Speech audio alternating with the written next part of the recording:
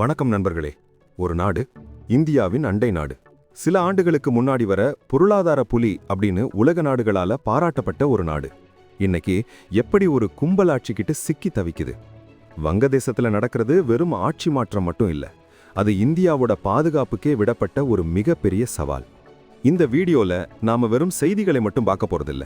ஷேக் ஹசீனாவோட வீழ்ச்சிக்கு அப்புறம் வங்கதேசத்துல இருக்கிற அந்த மறைமுக சக்திகள் யாரு, முகமது யூனுஸோட இடைக்கால அரசாங்கம் ஏன் தோல்வியை நோக்கி போயிட்டு இருக்கு, இதனால இந்தியாவுக்கு வரப்போற அந்த 3 முக்கியமான ஆபத்துகள் என்ன, இத பத்தி முழுமையா அலச போறோம். பிபிசி மற்றும் சர்வதேச நிபுணர்களின் கருத்துக்களோடு 2026இன் புவிசார் அரசியலை மையமா வச்சு இந்த வீடியோவை நாங்க தயார் பண்ணியிருக்கோம்.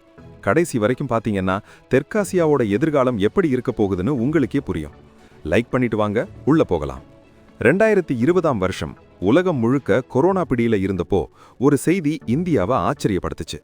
இந்தியாவோட பொருளாதார வளர்ச்சியை விட வங்கதேசத்தோட வளர்ச்சி அதிகமா இருக்க போகுதுன்னு IMF சொன்னாங்க. அப்போ வங்கதேசம் ஒரு முன்னேற்ற பாதையில போயிட்டு இருந்தது உண்மைதான்.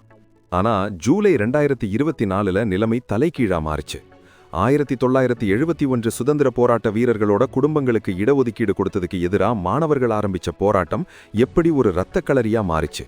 ஷேக் ஹசீனா ஏன் நாட்டை விட்டு ஓட வேண்டியிருந்தது.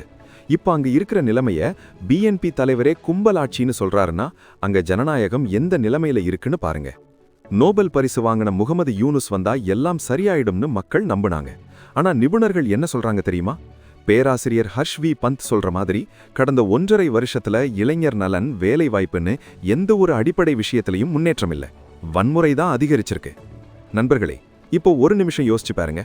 ஒரு நாட்டுல தேர்ந்தெடுக்கப்பட்ட அரசாங்கம் இல்லைன்னா அங்க சட்டமும் ஒழுங்கும் யாரு கையில இருக்கும்? அதான் இப்போ வங்கதேசத்துல நடக்குது.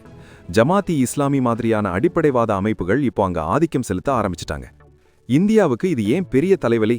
இந்தியாவோட 5 மாநிலங்கள் வங்கதேசத்தோட எல்லையை பகிர்ந்துக்குது. அங்க நடக்கிற அராஜகம் நேரடியா நம்ம ஊடுருவல் மற்றும் பாதுகாப்புக்கு அச்சுறுத்தல். இன்குலாப் மஞ்ச் தலைவர் ஷரீஃப் உஸ்மான் ஹாதி உயிரிழந்த சம்பவத்தை வச்சு இந்தியாவுக்கு எதிராக அங்க ஒரு பெரிய வதந்தி பரப்பப்படுது. இது திட்டமிட்ட சதி. ஷேக் ஹசீனா இருந்த வரைக்கும் இந்தியாவுக்கு எதிரான சக்திகள் அடக்கி வாசிச்சாங்க. ஆனா இப்போ இந்தியா தான் எல்லாத்துக்கும் காரணம் அப்படின்ற ஒரு மனநிலைய மக்கள் மத்தியில விதைக்கிறாங்க. இது நம்ம வர்த்தகத்தையும் உறவையும் எப்படி பாதிக்கும்னு யோசிச்சிருக்கீங்களா? பேராசிரியர் தனஞ்சய் திரிபாதி சொல்ற ஒரு முக்கியமான விஷயம், வங்கதேசம் இப்போ அடிப்படைவாதத்தை நோக்கி தள்ளப்படுது. ஜனநாயகம் பலவீனமாகும் போது துப்பாக்கி ஏந்தின கும்பலோட கை ஓங்குது. பிப்ரவரி தேர்தல்கள் ஒரு மாற்றத்தை கொண்டு வரும்னு நாம எதிர்பார்க்க முடியாது. ஏன்னா தேர்தலை சந்திக்க வேண்டிய கட்சிகளே இப்போ சிதைஞ்சு போயிருக்கு. சர்வதேச நாடுகள் இதை பார்த்தது சும்மா இருக்காங்களா? இல்ல. ஆனா இந்தியாவுக்கு இது ஒரு இரு தலைக்குள்ளி எறும்பு நிலைமைதான். அண்டை வீட்டுல தீ பிடிச்சா நம்ம வீட்டுக்கும் வெப்பம் வரும் இல்லையா? அதான் இப்ப நடக்குது. முடிவா சொல்லணும்னா வங்கதேசம் மீண்டு வரணும்னா அது வெறும் பொருளாதார மாற்றத்தால மட்டும் முடியாது. அங்க ஜனநாயகம் திரும்பணும், வன்முறை ஒழியணும். இந்தியாவை பொறுத்த வரைக்கும் நாம இப்போ காத்திருந்து கவனிக்கும், அதாவது வெயிட் அண்ட் வாட்ச் கொள்கையில தான் இருக்கும்.